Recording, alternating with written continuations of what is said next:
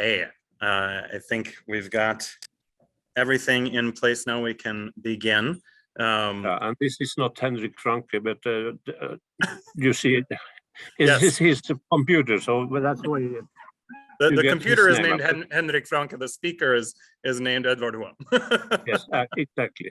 Yes, very good. So we are joined by a virtual audience as well as some in person as well. And for all those joining virtually, you are missing out on some good coffee and Norwegian waffles with brown cheese, just so to make you jealous. And we will record this, and then pending everyone's approval afterwards, we may release that at some future date.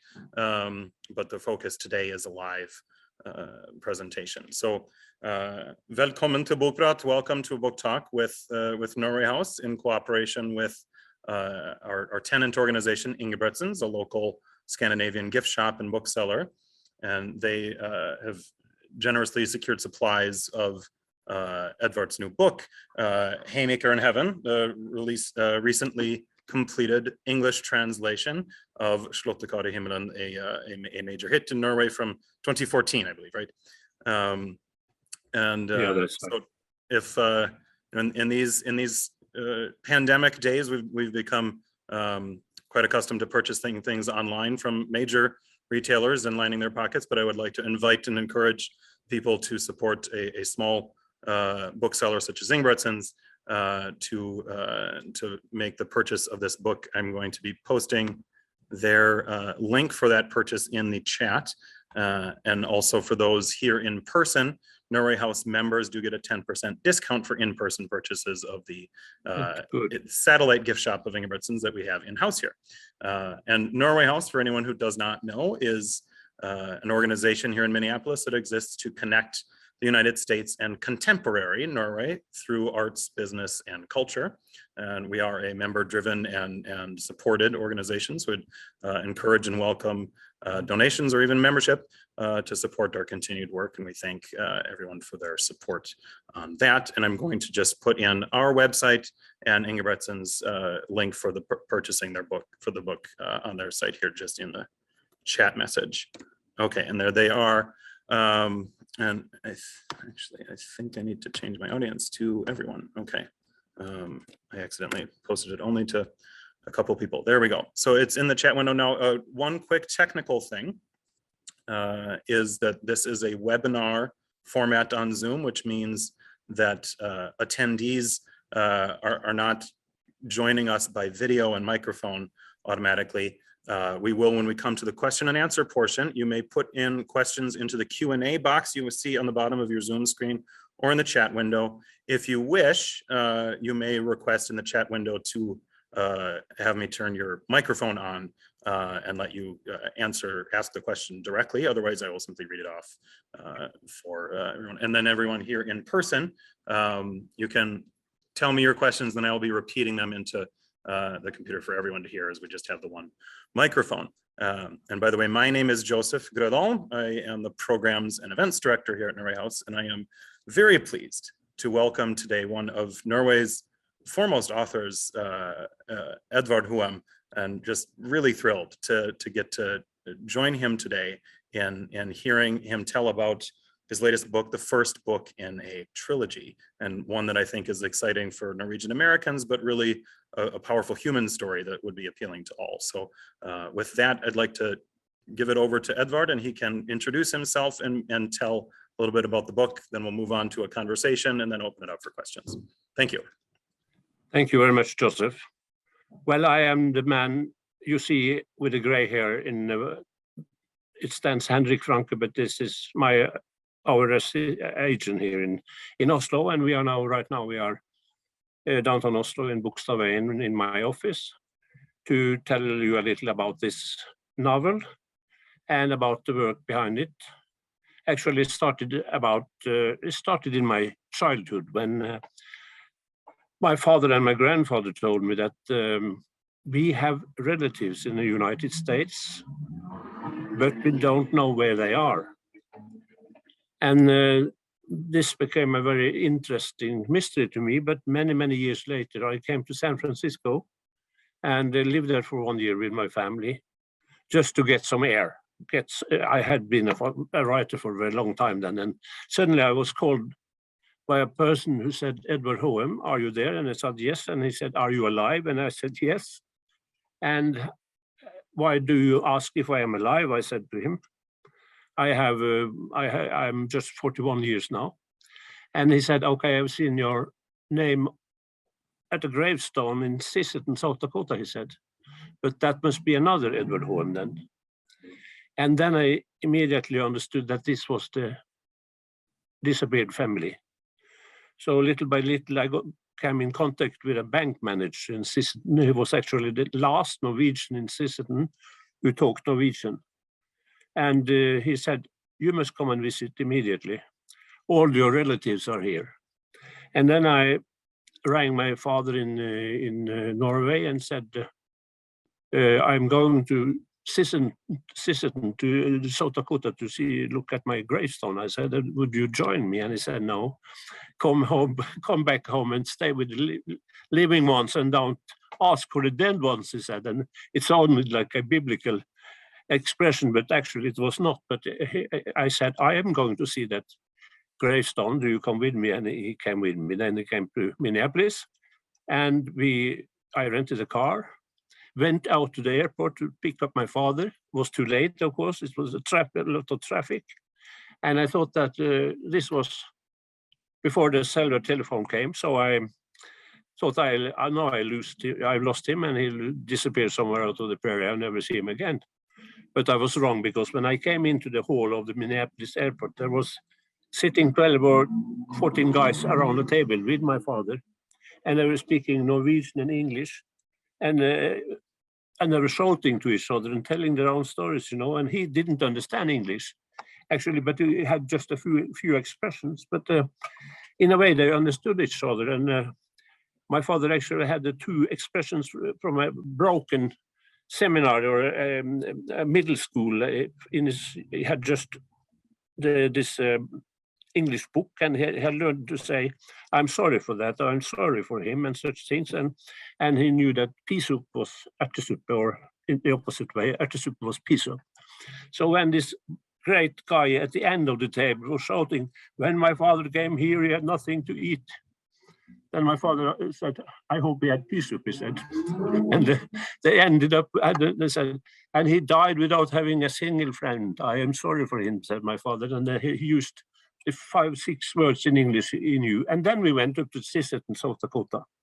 And it was like a reunion. People we hadn't seen and hadn't heard from in 60 or 70 years were gathering there. We had a reunion. We were together in 3 days. And I immediately understood that this is enormous material for a novel or 2 or 3. But actually, this work was so extensive that I thought I couldn't start immediately. So there was a lot of preparation. I did other things. I was theater manager in Molde town, and wrote another couple of novels. But I was invited by the university, the Scandinavian department in Minneapolis, and I went to Wisconsin and to St. Olaf and such places. And each time I came in the 90s to the United States, I rented a car in Minneapolis and went up to Sisseton and to see my relatives and got my many friends there.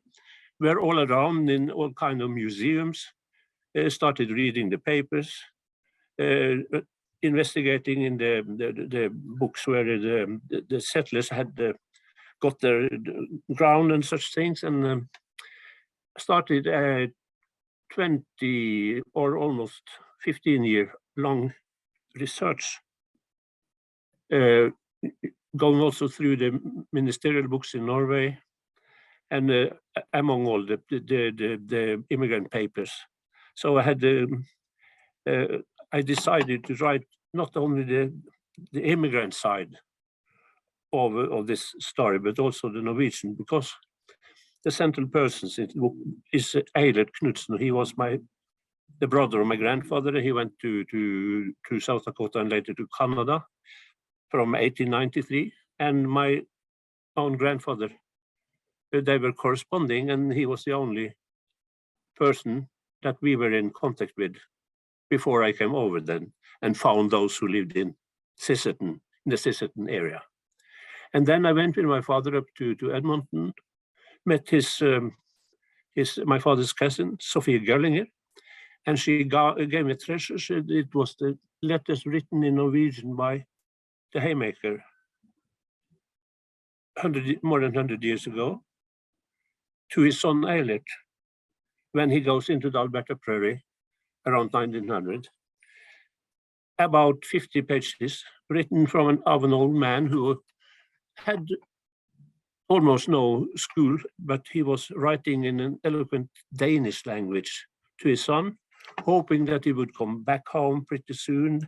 He could even borrow him some money and so on and so on. And almost with some aggression when he saw that Eilert would never come back. And this deep sadness in the end of the story, in the last letter when he says, I'm so much awake at night now, and I'm thinking of my children who are out in the world, and I pray to God that he must take care of them when I'm not able to do it. So then many things happened. I started a project on writing on the Norwegian national poet Bjørnson Bjørnson, 3,000 pages. So I wasn't able to start the work with this Haymaker in heaven until 2012, and the first book came then. So then there are 3 more books in this series, 4 books about immigration altogether, and Eilert is the main character in all these books, I would say, or at least in these books altogether. So the last book ends with Eilert's death in March 10th, 1959. So after that, I have given 2 more novels out from this familiar stuff material, but the books that is about the immigration are 4 altogether, and this is the first one, which is now available in English. So I'm very happy for that. It's the reality that most Norwegians in Norway, in the US and in Canada, they don't speak Norwegian any longer. I met a few of them, but I think there are quite a few in many societies, but there are exceptions, and so it was extremely important that Milkweed accepted to publish, and I hope they will publish also the next books in this series, and that will reach out to those Norwegians who, after all, know that they are Norwegians. There were about 2 million people that emigrated from Norway. 800,000 people emigrated from Norway between 1830 and 1920. That was more than 1/3 of the population, almost half the population. So the ties are still strong. On the other hand, we see that the Norwegian-American history maybe is now gradually over. The last Norwegian bank in Sisseton is sold to a great bank company, and the last Eilert Knutsen farm in Donalda, Alberta, is sold to a big corporation, and so on and so on. But especially when people get older, I imagine, they are interested in finding out that it's not only the Norwegians, I think, but also those who come from Italy, from Spain, and they start caring about their background, tradition, and identity. So I hope the books will get out to those who are interested in such, and even more, I think, the story of immigration and immigration. I remember the first time I was reading from this book in Norway, in Setesdal, there was an Italian who said to me, "This is not a local story, this is a universal story." Also, I have left my parents in Sicily to move to another country. Of course, he can go back now and then, but there's still that families are broken up, and that they leave and they don't see each other very often. That is a universal story. So this is the Norwegian background, but this theme of this problem, shall we stay or shall we leave? And what is happening when we leave and what is happening when we are staying, that is not only a Norwegian problem. Yeah.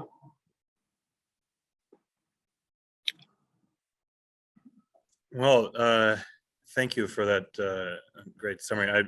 I myself have had a chance to delve a fair bit into the book, and I also, my aunt happened to have the copy of Slottet kar i himmelen på norsk. I guess that shows backwards on the screen, sorry. But so I have to start by just saying that I was myself pleasantly surprised by what a good translation it was. And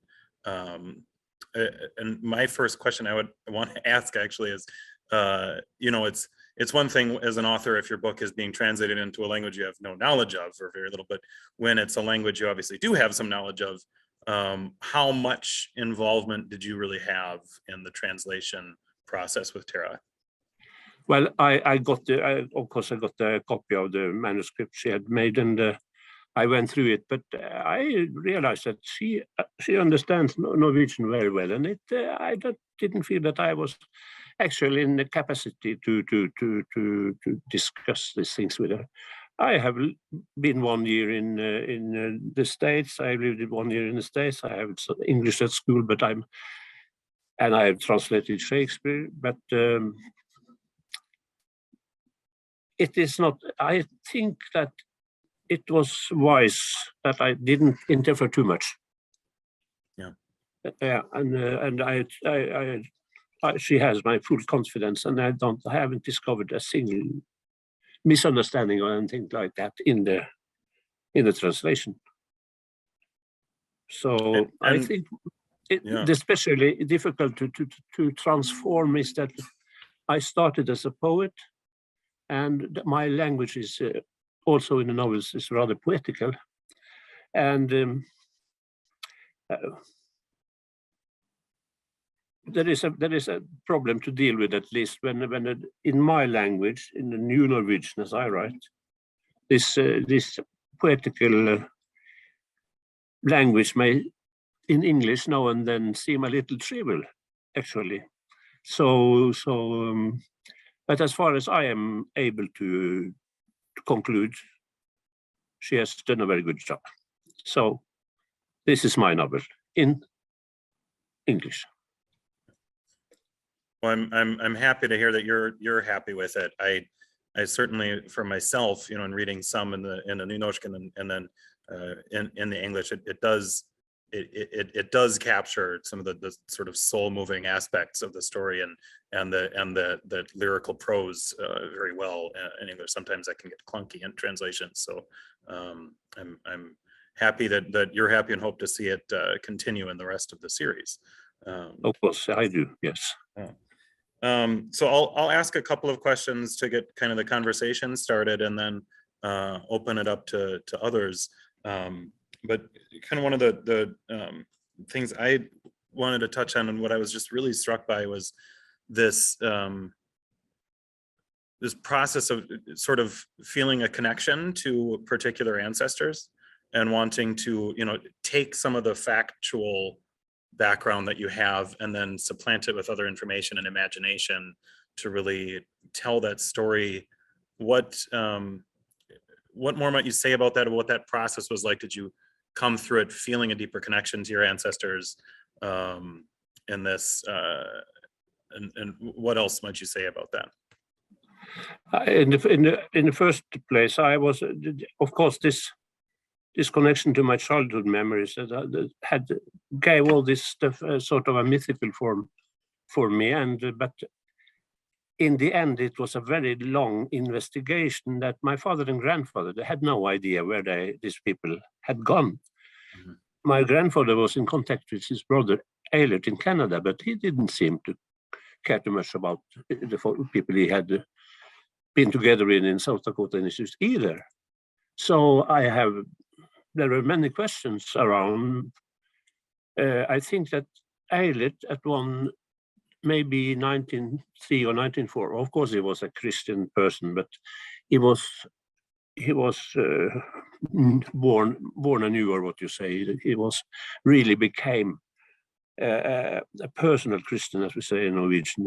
He decided that he should devote his life to spreading the gospel and to support those institutions in the New World who were spreading the gospel. And I'm not convinced that his relatives in South Dakota, they built a Buffalo church at the Buffalo Lake, and they were loving that church, and they went to that church, but they weren't pietists, as I mean that Eilert came. They were drinking and dancing when they wanted to drink and dance.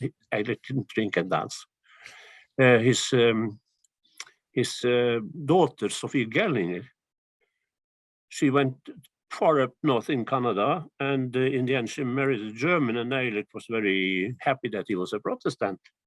But that was quite a different type of Protestants. Those people were coming from the Black Sea, German areas. They were totally another part of Protestants than the Norwegians, Hogans were. So they were drinking and dancing, and Alice Sophie married such a man, but she never danced. And that was typical for the Norwegian Hogans. They had very strong ideas. They shouldn't dance, could lead to something very bad, so stay away from that. On the other hand, they weren't the image of those pietists. They weren't dark-minded, or they weren't condemning other people, but they lived within this religious atmosphere. Started every morning reading in the Bible, went to church every Sunday, where very often they had no liturgy. They had just very few. They were very skeptical to the Norwegian ministers that now and then came to these places to preach. They were strongly connected to the idea that the wisdom of the world is not God's wisdom, but that also simple people could understand the Bible and understand how to live. When they read the Bible, they didn't need the ministers. They didn't need people like that. They were able, as Håge has taught them, they could stand up right before God, talk directly to him, and he would answer. He would listen to them. There was those most radical people of that kind, they wouldn't have priests at all, and even in Norway in 1814, there were many people, representative of the Norwegian First Storting of the Parliament, that said that we should let the local people vote for bishops and ministers. That should not be left to the king or to the parliament or to anybody else, because we know best. And this very proud attitude was typical for the Norwegian Hogans. And they were hardworking, they were caring for each other, and they built very good societies, of course, together with other people, many times also in conflict with other people from other nations. But little by little, they had to find out of it, even with the natives. And there were many examples, at least in these first times, that the collaboration between the Norwegians and the natives were very good. So in a way, they had to accept the conditions where they came, and I think they were also often disappointed. When my people came to South Dakota, most of the good soil in Minnesota was already taken, and there was good soil also in South Dakota. But for instance, my grand-uncle Ole Hoem, he came to Marshall County, and he settled up in the mountains or in the hills because he was so tired of this wet and moisty Norwegian farm he had, and now he didn't realize that in South Dakota it was quite different. It was too dry up there, so when he started plowing, the ground, the soil just went away with the wind, you know. So later they had to go down to the seas and to the lakes and to find better soil there. But that is a problem maybe that they had in Norway. They had hundreds of years with oral tradition about weather conditions, rain periods, and such things. Here they had to start all anew, and that's why the local immigrant papers are very concerned about discussing very concrete things. For instance, when should you harvest? When should you sow the grain? When should you? They had no idea. They had to start anew, and they were discussing in the immigrant papers and the English papers also a lot of these things. And they had also, before the telephone came, they had also in these papers, they had such columns where they had news from different communities in South Dakota and in Canada with detailed information, so I could follow my relatives almost from day to day, or at least from month to month, because I could read in the paper, oh, Mr. Eilert Knudsen, he went to Edmonton today with his car, and he's supposed to be back on Friday, and his daughter got a fever, and so on and so on. So, and so it came very close to them, and so also the situation. I met Eilert actually. He came to Norway in 1956 when I was 7 years. That was his second visit in Norway. He came first time in 1926, and he acted as a Norwegian American perfectly. He was 120 kilos. He had gifts to everybody. He gave 10 kroner to every child he saw. And he was talking about the wonderful life in Canada. In one of the later books in this series, I tell the story about the hell in the 30s in Canada. So when I discussed this with my relatives in Canada, and maybe some of them are listening now, they told me they hadn't heard from their families how bad the things were. People stopped talking about the terrible situation and in the US and in Canada through the Depression, when they lost their land, had to give it up, when the telephone company came and took the telephones out of the house because they weren't able to pay the bills and such things. But most of them survived, but many of them also had to leave the land in Canada and went into the cities and had in many cases, a very bad end of this immigrant story. The problem is that through the letters, the most Norwegian American letters, those who didn't do so well, they didn't write back home. So this was a success story, but in many cases it was not. I'm talking too much, excuse me. Yeah. No, and it's funny you say only writing the good news in the letters, that we see that today in social media. You know, people will post on their social media channels all the fun travels they're having and food and so you get this impression that everyone's life is wonderful, and that isn't new. It's just a new technology stream. It's that exactly. Carries to the past. Yeah, but I want to ask one kind of more Norwegian focused question and another kind of broader universal question. But so the first was kind of touching, you were mentioning the Haugians, the pietists in the Norwegian Lutheran traditions, especially here in North America. And we happen to share a block here with Norway House with an institution called Minneapolis, the Norwegian Lutheran Memorial Church, which has some historical roots in Haugeism. In fact, he's one of the stained glass windows in the church. But I bring them up because they also have a robust language program within the church, and many people learning language there.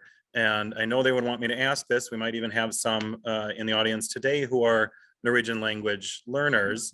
So not only are we joined by a prominent author in Norway, we are also joined by a prominent user and promoter of nynorsk, I hope it's fair to say, which is one of two written forms of Norwegian, the other being bokmål, which most students of Norwegian tend to focus on that because it's the Oslo dialect that closer to. So what might you want to say about what role that plays in your life and your work and your reasons for having that devotion? Anything you'd like to say about your use of nynorsk? Well, actually, at some time I made a decision. Very many people said to me, "You are never going to sell any books. You should write in bokmål because 80% of the Norwegians prefer bokmål." But on the other hand, there were great poets and novelists in Norway that was using among them Olaf Duun, Tarjei Vesaas, and Olav Hauge, who was closely related to the American poet Robert Blay, translated his works. So in the first row were actually a lot of writers, and the nynorsk is also much closer to my own original dialect. And so I remember when I first went to the university, and I wrote my first exam in bokmål because I didn't have the terminology to write a philosophical exam in. And I was so ashamed by myself that I decided that I never ever should write a single word in bokmål. That's not true. I actually have written one book in bokmål in the special conditions, but it's my language. And although I live in Oslo, I must say that for many years I didn't have a big audience in Oslo. But at some point, and especially these books I started with, Haymaker in Heaven, no, it seems like those fordommer, prejudices towards nynorsk in some parts of it, they have just disappeared. And there are many reasons for that, I think, but there was a lot of popular books was translated into Norwegian, for instance, Elenas Ferrante and Anna Gavaldas. And when people in Oslo discovered these books, they didn't care if it was nynorsk, or they wanted to read those books. And now they're reading my books, and when I go out in Bokstavveien to have a lunch or something, people are shouting to me and saying, "What about Eilert, and what about this and this with your persons in America?" And they discuss with me, and the old ladies, they don't care if it's bokmål or nynorsk. They understand it very well. This conflict, bitter conflict is at least diminishing between those languages. And okay, my last books. I think Henrik, I don't know, but I think I sold almost 500,000 copies of this series. And Norway has a population of 5 million, so that is not bad. Yeah, that's rather okay, you know. Yeah. So I do feel that the people appreciates these books, and I have a very good feeling about when people are asking me when it's the next book coming and so on. I know I'm 73, so I do not know how many books I'm able to write, but I go on and will stay for a while also now within these family stories. Okay. So there will be maybe altogether 10 books who are not all about immigration, but they are from the period before the immigration. And when we see that the immigration waves are coming, and hopefully also if I'm able to keep up my good health, then I'll write also about the time after and the new Norwegian, the new Norway, the oil Norway, and the welfare state Norway, where 1/3 or more of the people once had to leave. Well, I look forward to those. I want to slip in a little personal note about the Nynorsken. It's heartening to hear the broader use and acceptance of it. When I lived in Norway 20 years ago and I was learning Norwegian, I went to the Norske Teatret, the Nynorsk speaking theater in Oslo, and watched Romeo and Juliet, which I imagine you might have been the translator of. I was. I had a hard time understanding it, but that was just because I was learning the language still, and thankfully I knew the story very well, so I followed along fine. But I remember talking to an old lady from Vestkanten, from the west side of Oslo, during the intermission, who asked me, excuse me, in Norwegian, she was saying, do you think this is difficult to understand? I'm like, well, probably more than you do, because I'm an American. And so she got a kick out of it. But I'm able to understand it now, and it's beautiful, and I just thank you for all your work on that. The one kind of broader question I wanted to ask now is, what kind of response you've had outside of a Norwegian audience, perhaps already. Now this is just a brand new translation, so we'll see what kind of response you've had. But because this story is like you say, it is a universal human story. It's not just a Norwegian story, and it plays on important themes that many can relate to, of the two-way impact of immigration, both the place you leave and the people you leave behind, and the places and the people you come to, and then also just this notion of wanting to know more about your ancestors and their stories. I think those are very universal themes. So what's your hope of getting an audience beyond the Norwegian bubble? Well, also these books are four or five of them. Four of them are already translated into to Danish, but it seems like, and Germany has taken some of my other books, but actually Germany is a problem, because there is the Germans, I'm sure the Germans that went to the United States or to North America also are very much interested in their background, but there is a problem because they have fought against each other in two world wars. So they hesitate a little more before they go back to Germany to trace their ancestors, or to maybe where they will find an uncle or a grandfather who was in the Hitler's army, And so it's interesting how discussed this. Why doesn't the Germans like my books as they like other books that I have written? But actually I think that's the reason. So I'm not very much published. These books are published in Denmark, and some of the other books are in Czechia and in Bulgaria and in Sweden and so on. But actually, there has also been translated a couple of books, but for small publishing houses long time ago. The Ferry Crossing in 1978 or something. I'm an old man now, so there are. But so this is actually first novel was published with an American renowned publisher. Yeah. Well, and I'm very hopeful and excited to see what response it gets in this country. I think it really is a great story, not just for Norwegians and Norwegian Americans, like I say, but really it's a powerful human narrative. So I want to now stop hogging the question spotlight here and open it up. So I have one question that came in online. Edvard, can you talk about the popularity of this series in Norway? What kind of response have you gotten? Felt? What more can you say about your readers' responses to these immigrant stories? I think there are several reasons that they are spread so widely. As I told you, Joseph, I was writing several books on Bjørnstjerne Bjørnson, 3,000 pages biography. And to finance that, I went to every little small community over in Norway and talked about Bjørnson, and people came to listen to me.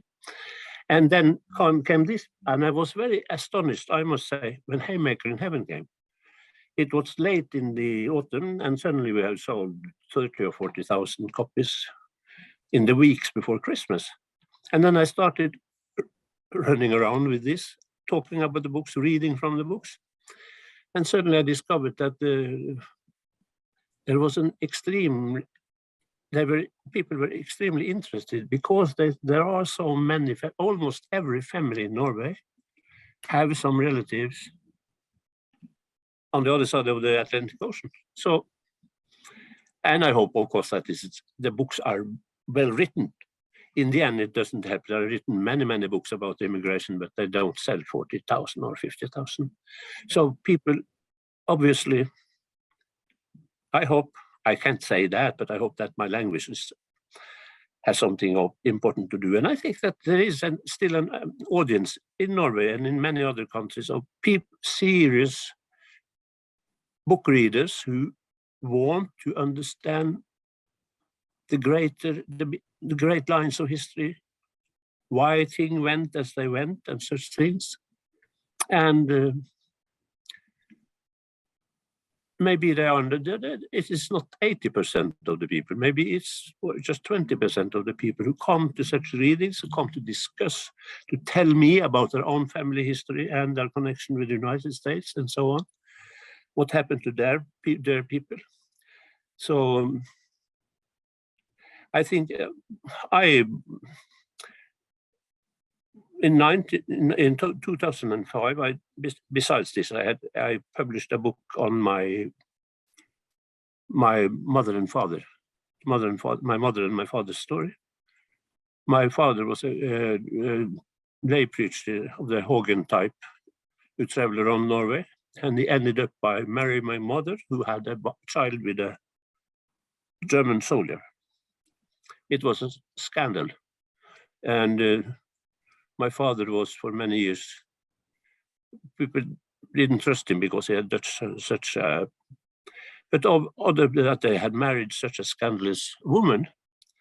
My mother was 20 years old when this happened, and she was just falling in love with a German soldier who never could see that he had done anything. But this story opened a sort, this question of the German Norwegian children was until then almost an unmentioned theme, and now was the time come, had the time come for really discussing this. So this was 2005, and then we had the same experience.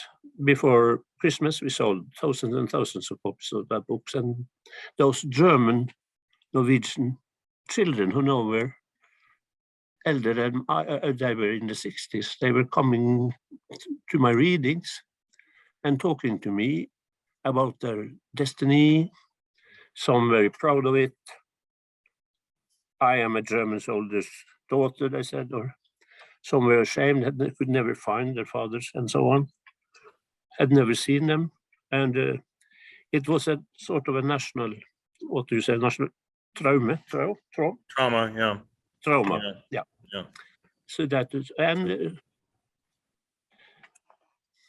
I write fictions, but I know, I write about those fundamental themes, I hope, in my society and in all societies. And this German, it was German American, it was German French children, where there are women and where there are soldiers, there are always also a lot of children. So this is also a universal theme. What about them? And how were they treated after the war? And those girls who had the relations with the German soldiers, what happened to them?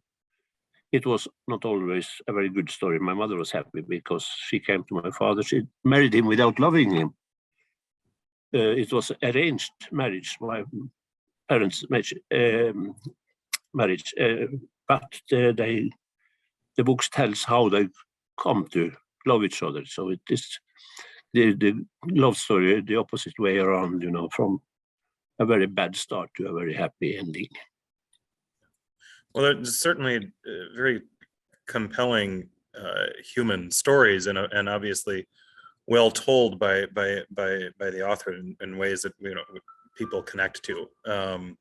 I want to see if there's anyone in the in-person audience that might have any questions. Anyone want to?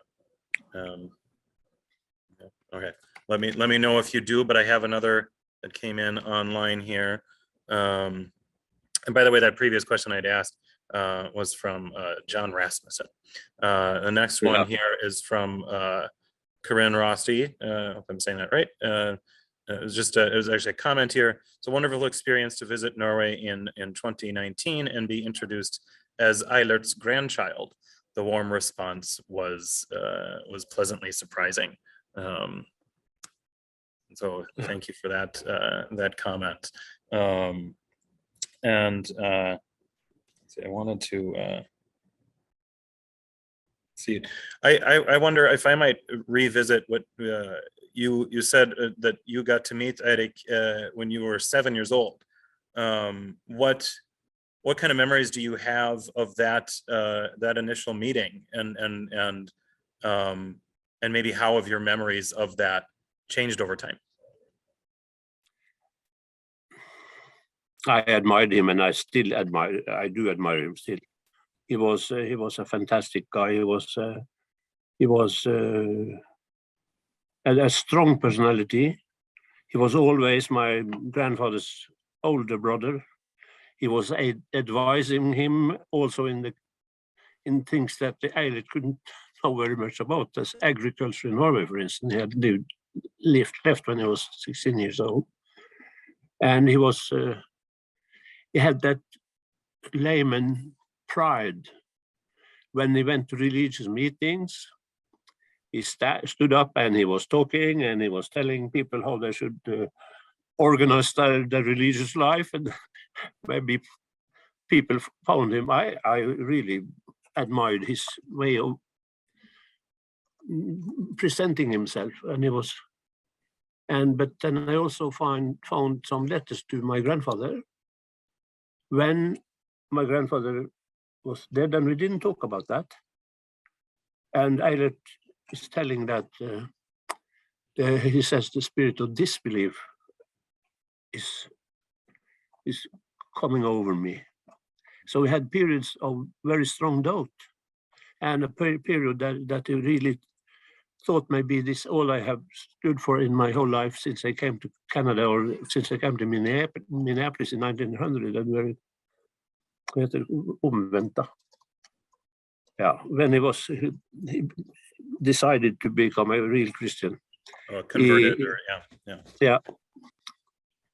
So he had periods in his later years that he confessed for my grandfather that he had also had problems with his belief. But in the end, the last story about Eilert was from 1999, January 19th. He was to a wedding in Edmonton. One of his grandchildren was married there, and in this wedding, he suddenly stood up at the table, and he said, "I feel well. I would like to sing a song for you." And he was singing with all the force of his lungs, power of his lungs. "It's well with my soul." So there was the last statement. So it was, this is Hoganism. You are as much worth as the priests and everybody. All men are old and young, rich and poor, are totally equal to God, and have the right to speak out and tell what they stand for and believe in. And if you have education or not, that is not a problem. And this, I think, we often think that those who went to America, Canada, were the poor, those who couldn't stand. And it's true, there were lot of poverty in Norway in these years. but people had to have a sort of vision. And for the Hogens, who were very, I read the Bible all the time, the ideal story, as one of my relatives said, was the story of Abraham, who went from Ur in Chaldea to find Canaan. And the Hogens were of the opinion that if your life is bad, it is not only a possibility, it's your duty to seek a better life for yourself, and last but not least, for your children. So in this vision, the United States, or the promised land, became a sort of a station, next station before the final goal in the human people's life. That, of course, the New Jerusalem, or heaven, or whatever you call it. So this is an ideology it has been underestimated, I think, in the writing of the Norwegian-American history and immigration. The power of the Hogens, Haugas, you may know, he was imprisoned for 10 years because of his teaching, and his health was broken down, and he was in Norway's most important date in 1814. He was still imprisoned, but it was the power from Hauge who was a very important force behind that happened in the Norwegian constitution and for the immigration. And it was also a lot of other utopists who went. For instance, those who had gathered around the socialist Marcus Trane. Trane was imprisoned, a very hard imprisonment, and he went to America, and so that hundreds of thousands of his supporters too. So we shouldn't underestimate this. Poverty is one reason to break up, suppression another, but you have to have an idea of what is this all about, and why you trust in God, and you believe that if he gives you the feeling that you should break up and go, you should do it, and he will help you and support you. Well, of course, it's no small decision to leave your homeland, your family, everything you've known, and come to a completely new foreign land. And so it certainly, as you say, I mean, there are some major forces in people's lives that motivate that to happen even today in migration around the world, and certainly that these historical roots, like you're touching on with Haugianism and things, we see many of those influences in just the way the culture of this region of the U.S. has developed. The upper Midwest. It's sort of even for those who are not Norwegian, you know, there's the sort of Minnesota upper Midwest culture that has certain elements to it. Yeah, I think I've got another question that just popped up. Here we have something from Ingrid Andersson. It's Ingrid Andersson. I am a Swedish American poet who often writes on immigrant themes. I'm wondering if we can find your poetry in America. Has any of that been translated? No, not yet, I would say. I gave up writing poetry for many, many years because I went over to making novels. But my last publication was a collection of poetry, and I really do hope that it will be time for translating it sooner or later, so it could also reach an American audience. And how about any future translation of more Shakespeare? Have you put that behind you, or? I don't know. I have to be asked by the theater. I made 13 Shakespeare plays in Norwegian. And I remember a famous Shakespeare professor said, "Why don't you do the rest of it? You have just about 20 works left, but if I should do that, I couldn't write novels." No, exactly. I know it's quite an undertaking, but good work you've done on that. I was mostly joking there, but yeah. Yeah.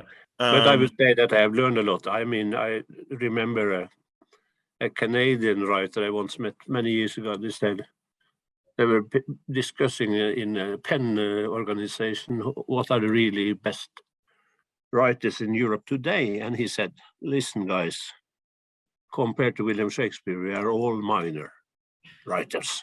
Yeah. That is my opinion about that. And so we are trying to be the best among those minor writers. But I think there is something that is beyond what we will ever be able to create. When you're historically grounded and you know some of those big figures in the past, there is a humbling quality to that, I think, as you just kind of showed us. So you don't want to compare yourself to Shakespeare, of course. Now I've got a sort of a comment here from Bill Tornes. I wonder if you want to be Hello, Bill. I'm going to try and see if I can turn on your microphone, Bill. Maybe you can ask it yourself. Here we go. Okay, so if you can unmute yourself, Bill, you are welcome to ask directly here.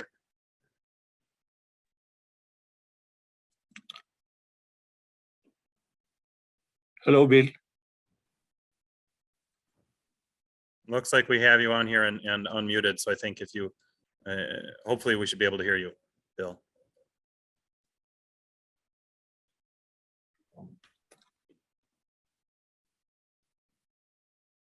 It looks like we might have some trouble. Well, I'll help Bill out here and relaying is a common thread in letters back to Norway from America. He says was of course, as we were saying earlier, how great life was in America, but of course it was extremely difficult if you had been, and I think we got kind of cut off on the message here, but perhaps just that it was an extremely difficult life. Perhaps he's so just I guess harkening back to the theme of those America brev, those letters from Norway.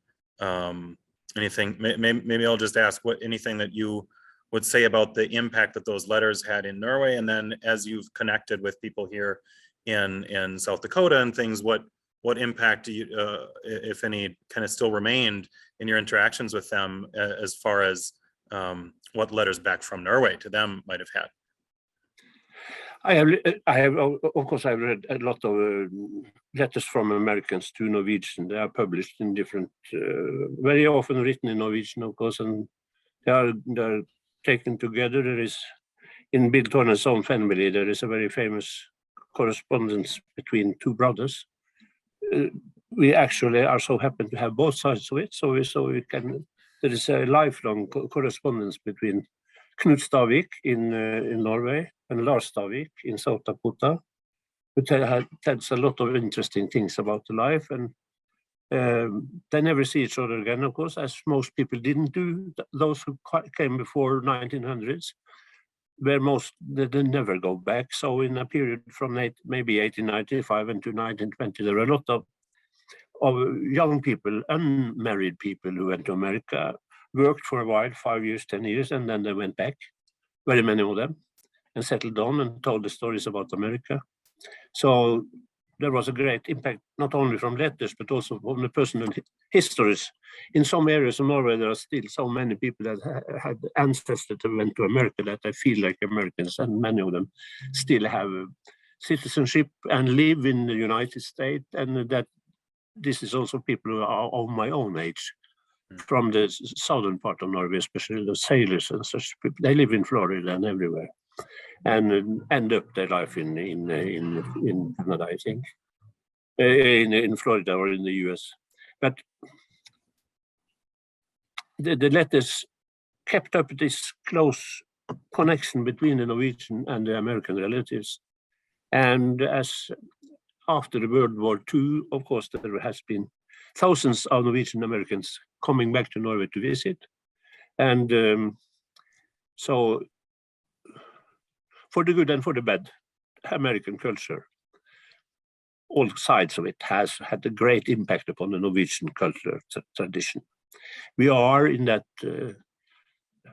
whether we like it or not, very much a part of that same atmosphere, or that modern universal culture, I would say, and which is very much to a great extent an American culture.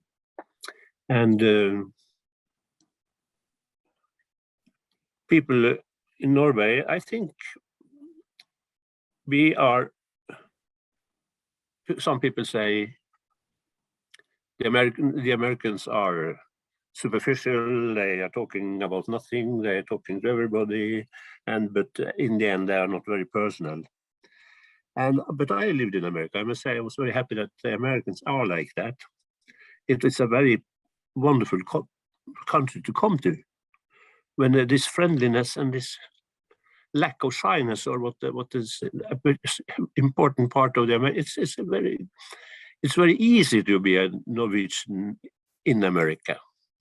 I remember the first evening I came to San Francisco, and I went out with my family to a restaurant for having dinner. And the waiter who met us said, "Oh man, how are you doing? I like your tie," he said. That I had never heard things like that in Oslo. You don't talk like that in Oslo, but you feel welcome. I will promise it, when people are like that. And little by little we have learned from the Americans, I think. Yeah. So now we also say, have a great day and have a great evening and such things that we never said in the 50s and the 60s. We were much like that. I have a friend living in Tusen, and he's a Norwegian professor there, and he said, I went with a plane from Norway to New York, and there was a guy sitting beside me. I don't know if he was a human being or not. He didn't talk to me, didn't look at me, didn't say smile to me, didn't. And that is maybe a not so good Norwegian convention, that you shouldn't bother people too much and you shouldn't be too personal with people that you don't know and such things.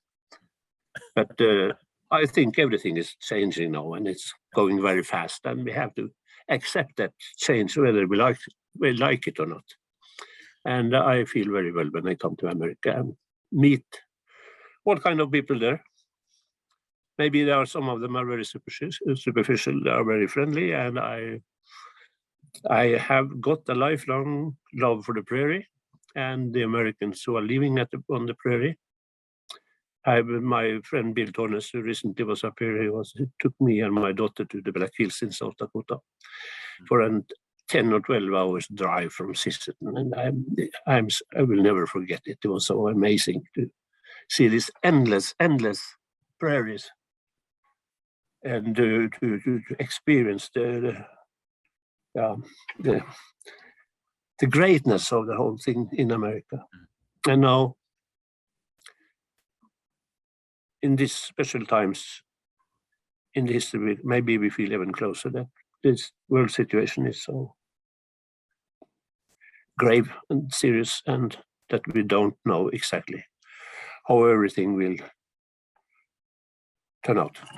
Yeah, which makes it all the more important to have the opportunity to delve into compelling human stories like you've written here. That Haymaker in Heaven, again, newly released as English translation. We're very excited to see how well it catches on here. I think it really is a powerful universal human story. So I hope to see success for it. I wonder if there might be any sort of concluding thoughts you'd might like to share as we wrap up here. Well, as we have talked a lot about, these books have a Norwegian color, but I think that really it doesn't help when if the writer doesn't deal with existential themes, books will never succeed to reach the readers. And in these books, I feel that this basic question, should we leave or should we go?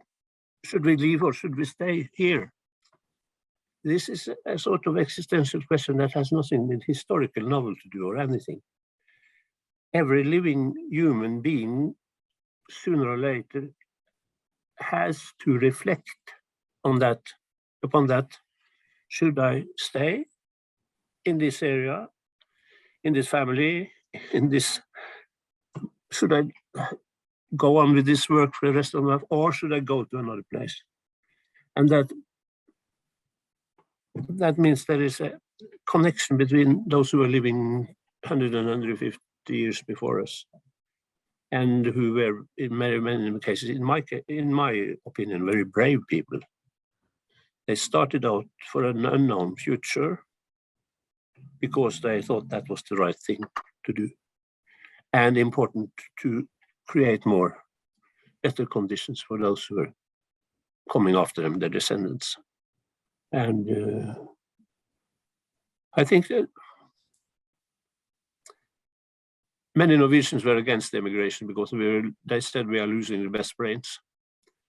But I don't think so. I think in the long perspective, this immigration was an advantage to Norway. There were too many of us here, and the immigration is a part of the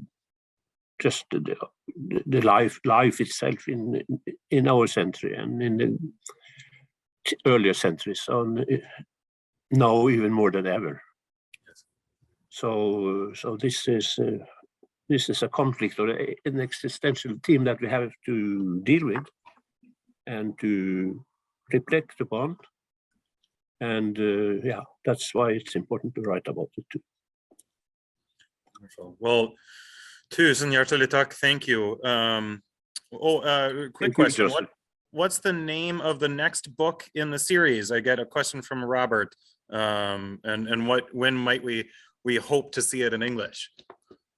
I hope so too. The next book is Your Brother on the Prairie. That is very much based on Eilert's life in the 20s and the 30s in Canada, and the correspondence with my grandfather. So there is a strong documentary. But the existential theme, I would say, Your Brother on the Prairie, is Eilert's dilemma. Should I go back to Norway and take care of my old and sick parents? Or should I stay here to realize my own dreams? This is also a question that everyone has to reflect upon. All our lives, should I use my time to take care of my family and all those things? And should I really seek to realize my own dreams? And there is very often a conflict that we have to solve in the one or the other way. Yeah, well, I certainly look forward to that. And again, everyone tuning in online, I've posted links in the chat window again for our website for Norway House, if you'd like to support our work in connecting the United States and contemporary Norway through arts, business, and culture, through programs like this, for instance. And if you consider even being a member, you get a discount for in-person shopping for the Ingebretsen's little satellite gift shop they have in-house here. We are excited to be building a new larger cultural center next door here on Franklin Avenue in Minneapolis, really looking to become the hub of Norwegian life in the United States between us and our neighbor and unaffiliated organization, Minneapolis, the Norwegian Church. I also point out that I have the link to purchasing the book from Ingebretsen's. Encourage everyone, particularly in these days when so much commerce during the pandemic has gone to Amazon. So rather than supporting a billionaire who wants to ride a rocket into space, I would encourage you instead to support a small local small business like Ingebretsen's and purchase the book through them. I've got the link in there. So with that, thank you everyone for tuning in, and pending approval, we'll look to potentially posting this recording online at a later date. So thank you everyone, and tusen takk. Thank you very much to you, Edvard. We hope to get to see you again. I hope to visit you as soon as possible when the pandemic is over. Yes, come back to Minneapolis and to Minnesota and to all those places. We're almost there, we hope. Okay, thank you. Wonderful, and we'll see you again we hope soon. So thank you, everyone. Take Thank care. you.